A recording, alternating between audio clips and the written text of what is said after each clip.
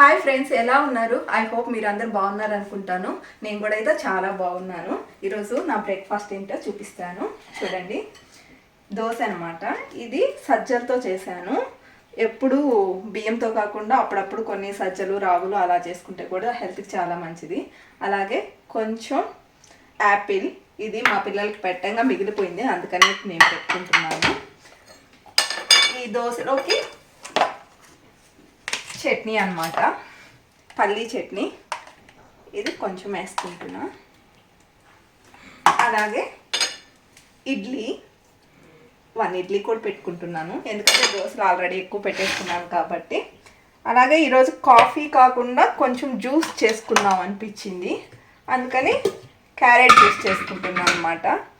ఈ carrot జ్యూస్లోకి banana అవి కూడా యాడ్ చేసుకోవచ్చు, యాపిల్ బనానా అలాంటివన్నీ యాడ్ చేసుకోవచ్చు. కానీ నేను ఈరోజు ప్లెయిన్ క్యారెట్ జ్యూస్ చేసుకుంటున్నాను, ఎందుకంటే లెమన్ యాడ్ చేసుకుందాం అనుకున్నా. దీంట్లో కొంచెం లైట్గా లెమన్ యాడ్ చేసుకొని కొద్దిగా హనీ వేసుకుంటే చాలా బాగుంటుంది.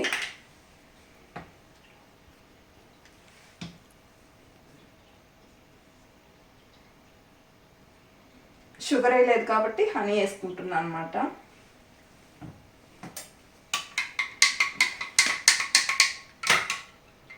ఈరోజు కాఫీ బదులు జ్యూస్ తీసుకుంటున్నాను బ్రేక్ఫాస్ట్లోకి.